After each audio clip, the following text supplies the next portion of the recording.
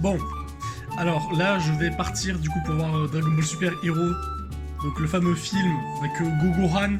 Je sais pas ce que ça va donner, et j'espère que ça va être bien. J'espère sincèrement que ça va être bien. Même si... Espérons que ce soit bien.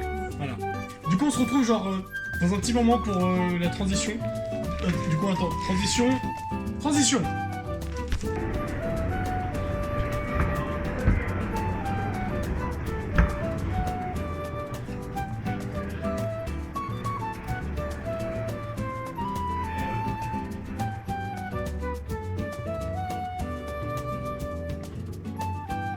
Damn.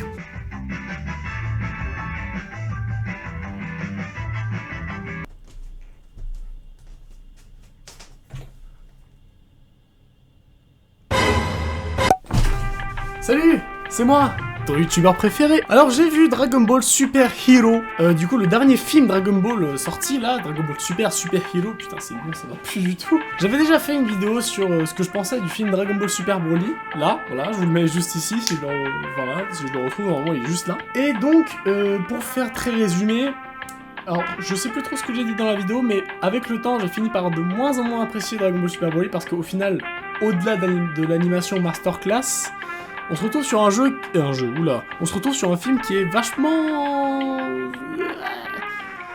moitié bien et moitié que baston, et du coup, même l'histoire, ça raconte pas grand-chose. On est quand même sur quelque chose d'assez pas ouf. Enfin, je veux dire, il manque quelque chose que certains OAV avaient quand même, en plus, hein, une certaine prestance, quelque chose d'un peu plus énervé, de plus intéressant également. Et même les combats, en règle générale, genre... Il manque du drama dans les combats, c'est juste des combats pour faire du combat. Surtout quand on sait comment Akira Toriyama écrit les combats. Littéralement, il écrit le scénario, puis après il dit « Et là, il y a un gros combat !» Et après, il écrit le scénario. Il explique même pas qu'est-ce qui se passe pendant le combat. C'est n'importe quoi, bref. Évidemment, c'est normal, en même temps, Akira Toriyama, avec le temps, je pense qu'il a dû se saouler. Genre, à force, il est en mode « Putain, les gars, Dragon Ball, c'était un truc pour faire des blagues de base. Vous faites chier !» Dragon Ball Super Hero, qu'est-ce que j'en ai pensé?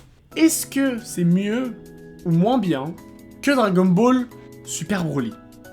Attendez, je reviens. Et bah putain, c'était bien décevant. Non, en vrai de vrai, c'était pas super décevant. Franchement, ça allait. C'était un film plutôt sympa, même cool, en vrai de vrai. C'était très cool. Pour plusieurs raisons que je vais énoncer. Faut savoir que toute la vidéo sera sans spoil. Voilà, je vais spoiler personne. Après, je pourrais le faire en deux parties. Le film est pour moi meilleur que Dragon Ball Super Broly pour plusieurs raisons. Notamment une, c'est que la première partie du film, je dirais même la première et la moitié du film, sont vraiment trop bien. C'est trop bien. On n'est pas dans du full combat, on n'est pas dans des trucs comme ça, on est un peu des deux. Mais surtout, on est sur quelque chose quand même de très... Bon, c'est pas un spoil, je vous le dis franchement, c'est pas un spoil. Mais le vrai personnage principal de cette histoire, c'est Piccolo. Et rien que ça, c'est tellement bien. Enfin, je veux dire, ça se voit que Akira Toriyama, il voulait faire un film sur Piccolo, tu vois, ça se sent. Parce que tout le long, on suit Piccolo, genre totalement. Et c'est juste trop bien, en fait, de le voir interagir autant avec tous les autres personnages, etc. C'est trop bien, Piccolo, c'est vraiment son film à lui. Et à Gohan aussi, techniquement, mais beaucoup plus Piccolo que Gohan, en vrai. Et c'est un truc tellement fou. En fait, c'est grave cool, parce que du coup, tu le vois évoluer, tu le vois être comme il est, etc. Il y a plein de trucs vraiment sympas, j'ai bien aimé, c'était très cool le fait de suivre Piccolo. En plus de ça, on a aussi le fait que les personnages sont vraiment cool. Il y a aussi une sorte de délire de retour aux ressources en fait. Par exemple, il y a plein de références à des trucs passés de Dragon Ball. Dragon Ball, hein, vraiment, genre des trucs du tout début de Dragon Ball Z, ou même à l'époque où c'était encore juste Dragon Ball. Il y a beaucoup de refs à tout ça, il y a beaucoup de questions qui sont posées également. Des questions comme, par exemple, Piccolo qui lui-même déclare que Gohan n'est plus ce qu'il était, et que bah, malheureusement voilà, il est devenu plus faible, etc. Et que il y a aussi ce redit en fait où Piccolo avait dit à l'époque de Dragon Ball Z, quand ça avait encore un peu de sens, pardon, ça c'était gratuit, que Gohan pouvait être le meilleur de l'univers, ou le meilleur ouais, le meilleur de l'univers s'il le voulait. Et là il y a une redite à nouveau, enfin une redite, qu'est-ce que je dis? Il y a une mention de ça, comme si Piccolo le redisait à nouveau, afin de faire en sorte que Gohan revienne un peu ce qu'il était, etc. Bref, il y a tout un tas de questions qui sont posées là-dessus et qui font vraiment du bien à entendre, en fait. Quand le scénario lui-même se rend compte des erreurs qu'il réalise avec Dragon Ball Super, ça fait quelque chose de fou en fait. Ça vraiment, c'était vraiment cool à voir. Ne vous attendez pas à quelque chose de très très gros à propos de Goku et Vegeta. Ce sont des personnages extrêmement secondaires et tant mieux, bordel de merde, tant mieux. D'ailleurs, il y a une scène post-générique assez sympa, vous regardez-le. Voilà, quand vous verrez le film, regardez, attendez à la fin, il y a une scène post-générique sympathique. Il y a aussi des trucs pas mal étonnants qui arrivent de temps à autre. Mais ouais, en vrai, je crois que je vais faire une partie spoil après. Mais en règle générale, c'était un bon film. Pas masterclass, pas extrêmement marquant. Il y a que une scène ou deux, même trois peut-être, que j'ai trouvé vraiment marquant, mais ça peut sembler con, mais c'est même pas des scènes de combat. Il y en a une, c'est une scène de combat, que je trouve vraiment un moment très important, que je trouve très ouf. Et les autres scènes, c'est des scènes de vie. De Piccolo qui est en train de faire des trucs, etc. Pas de combat, rien de tout ça, juste Piccolo qui part faire des bails. Voilà, et ça c'était vraiment marquant. Mais au final, c'est un film qui, esthétiquement parlant, est très cool. En vrai, j'aime bien le DR 3D, ça rendait assez bien. Mais qui, dans les faits, est quand même moins marquant et impressionnant que ce qu'a pu faire Dragon Ball Super Broly en termes d'animation, c'est clair. Mais, il faut bien avouer, c'est quand même mieux foutu en termes comment dire, de narration et de comment ça a été réparti, plutôt que contrairement à Dragon Ball Super Broly où c'était vraiment moitié de film narration, puis moitié de film combat qui dure des années. C'était long, mon dieu. Donc ouais, c'était vraiment cool, très très cool. Donc passons à la partie spoil maintenant. Ok, on en parle de ces transformations de merde. C'est un truc de ouf. C'est moche. Alors je me suis retenu de pas le dire dans la partie no spoil parce que, bon, même si c'est connu maintenant, je pense qu'on va quand même le garder. C'est moche. Orange Piccolo, au début je me disais, ok, le petit plus de Shenron, d'accord. Parce que ouais, c'est Shenron, pour ceux qui sont là parce qu'ils sont pas de les couilles. Faut savoir que c'est Shenron en fait qui donne un petit bonus à Piccolo. Parce que Piccolo il est en mode, ah oui, vous vous rappelez ce qu'avait fait le doyen là, il avait éveillé le potentiel des guerriers là, comme un Krillin et tout. Vous pouvez faire la même chose là sur moi? Et Shenron il fait, ouais, bien sûr, vas-y, tout de suite. Et même monsieur le dieu, parce que c'est Piccolo, techniquement, si vous voulez, je peux aussi vous faire un petit bonus. Et son bonus, c'est littéralement une transfo méga vénère où Piccolo, Orange Piccolo, se retrouve à être ultra bof, sa mère. Ce qui fait qu'il perd un peu de sa grâce, on va pas se mytho. Et cette transformation est moche. Je la trouve extrêmement moche. C'est juste une grosse brute. Alors, ça va en vrai, mais pourquoi? On est quand même à un stade où, je veux dire, Piccolo et Gohan n'avaient pas besoin de transformation. Le simple fait de lui donner un power-up et peut-être physiquement lui changer sa musculature, mais un tout petit peu, juste légèrement, ça aurait été suffisant en fait. Pour moi, la partie entre le Orange Piccolo vénère et le Piccolo de base, tu sais, il y a un petit changement un peu au milieu. Ça, c'était suffisant de ouf en fait. C'est ok, c'est classe, ça va, y a pas de souci, tu vois. Mais pourquoi l'Orange Piccolo quoi, bon. Après, ça a été fait d'une manière assez stylée, donc ça allait. Il y a des plans quand même qui pètent la classe. Hein. Mais pour ce qui est de Gohan, la transformation Gohan Bisto, elle pue la merde. Je suis désolé, elle pue la merde, c'est moche. C'est moche, c'est dégueulasse. Pourquoi? La seule raison que je vois, c'est pour donner l'impression que Gohan est à nouveau le Gohan de l'époque Super Saiyan 2, de l'arc Cell. Parce qu'il y a des plans où tu vois Sangohan, un peu genre de loin ou de dos, où vraiment vu que sa chevelure est tellement grande, t'as l'impression que en fait c'est le même Gohan qu'à l'époque de Cell Game en fait, des Cell Game. Ce qui est ok, mais on s'en bat les couilles quoi. On a déjà assez de fanservice avec Cell, etc., Cell Max, nanana, tout ça. On s'en bat les couilles de ton Gohan Beast, il pue la merde. Enfin je veux dire, quand Gohan était en Ultimate Gohan, c'était suffisant. Enfin, il n'y avait pas besoin de lui ramener une nouvelle transformation à la con, quoi. Je veux dire, c'est le problème de base de tous des films Dragon Ball Super, ce qui me casse les couilles, sincèrement. Vous donnez juste des transformations à foison, juste pour donner des transformations. Enfin, il n'y avait pas besoin, quoi. Ok, tu donnes des power-ups, d'accord, mais même, j'aurais tellement voulu avoir un film qui essaye pas de partir en couille avec des histoires de ki divin ou des conneries du genre. Enfin, je veux dire... En plus, ça aurait été plus logique, canoniquement parlant, parce que je veux dire, il y a quand même ce délire de... le docteur Edo, du coup le petit-fils du docteur Gero, celui qui avait conçu les androïdes de l'époque, il a réussi à concevoir un androïde tellement balèze qu'il pourrait rivaliser, selon le film, hein, avec des personnages au ki divin. On parle d'une construction, mon pote, on parle d'une construction humaine. Déjà que c'était un truc de fou de se dire qu'à l'époque, Dr. Gero avait réussi à créer des androïdes aussi balèzes que des Super Saiyans, voire même un peu plus forts que des Super Saiyans. Alors là, on arrive à un stade, mais c'est débile, quoi. Enfin, non. Si c'est comme ça, mec, t'as juste à laisser Dr. Edo créer tranquillement pendant 5-6 mois un truc, tu vois. Et le mec, il va te pondre un truc genre ultra énervé qui pourrait détruire l'univers entier et être aussi puissant que Moro, tu vois. Ça n'a pas de sens. Ça n'a pas de sens. Pour moi, ça aurait été 1000 fois plus intéressant qu'on se retrouve avec, par exemple, les Gamma, qui sont des de petits personnages style alien un peu, qui, en vrai, ils sont cool, qui sont, par exemple, au niveau d'un SSJ2, admettons, voilà, genre en mode amélioré, et que, le Cell Max requiert le Gohan Ultimate, le Ultimate Gohan, tu vois.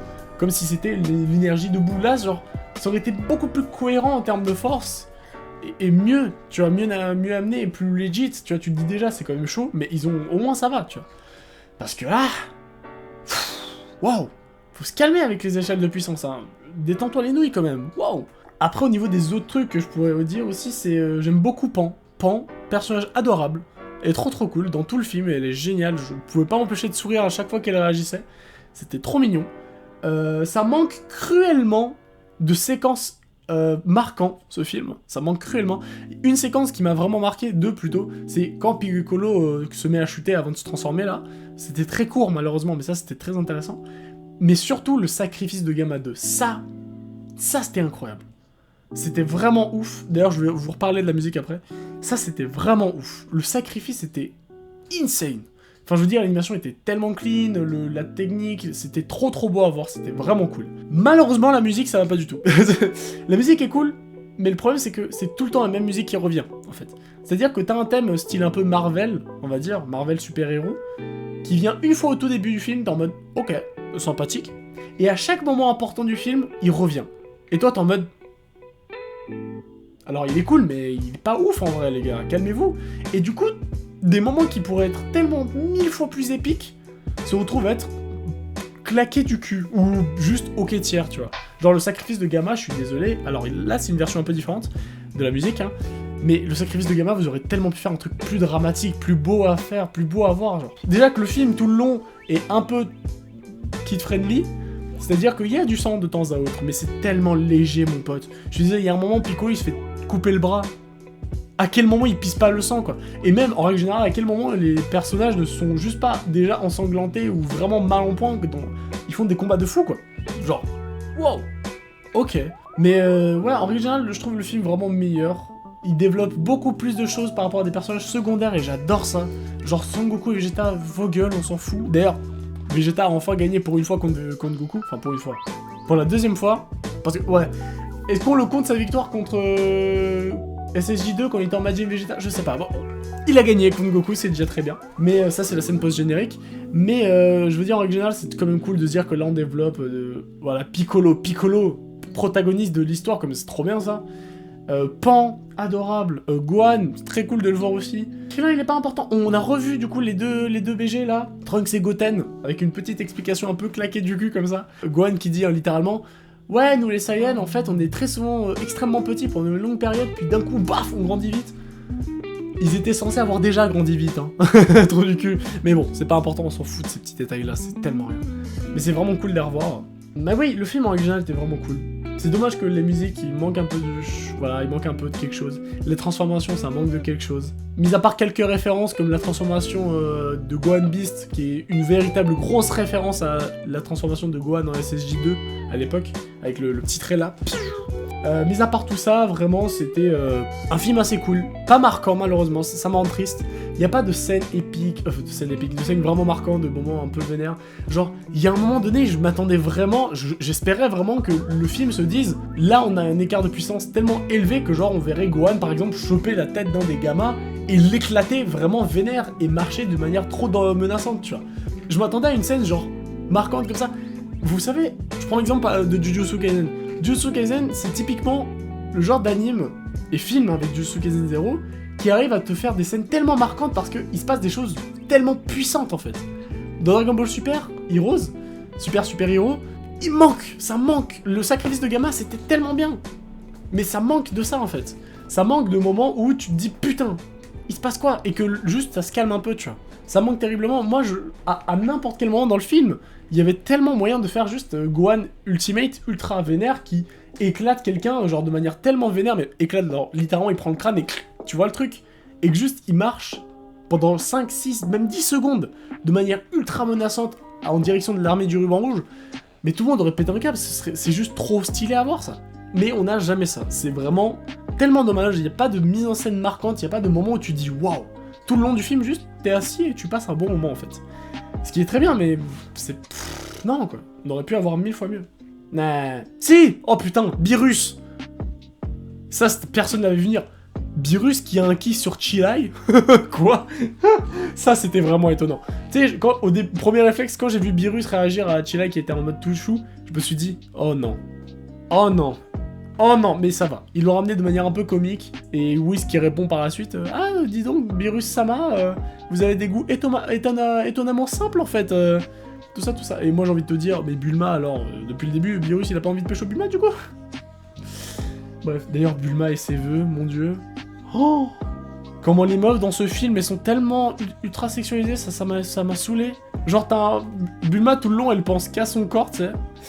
Je veux dire, il y a même un moment où t'as un plan où littéralement c'est son boule quoi. Elle cherche un truc genre sous une table, sous un tiroir, et t'as son boule pendant genre facile 5 secondes. En train de bouger dans tous les sens, t'es en mode waouh, son cul trop stylé. Bro! Putain, on a le boule de Bulma en gros plan, mais on n'a pas de sang, mais what? Putain. Heureusement que Pan elle est chou. C'est le seul personnage féminin pardon, qui est vraiment cool à voir. Bulma en règle générale, c'est juste un comic relief un peu à la con. Videl, on la voit pas vraiment. Chilai, on la voit un tout petit peu. C'est tout, en vrai. Mais bref, du coup, je pense que j'ai fini ici. Donc merci d'avoir regardé cette vidéo, j'espère qu'elle vous aura plu. C'est une petite vidéo chill, voilà. Il y a d'autres vidéos qui vont sûrement arriver. C'est compliqué, ok, je taffe de ouf. À côté, c'est trop dur. Putain. Bref, bisous à tous et portez-vous bien. Voilà, et bah, au revoir. Non, ça c'est l'intro de Bélo, ça. Bref, au revoir, bye bye. On s'en fout. Allez, je me casse.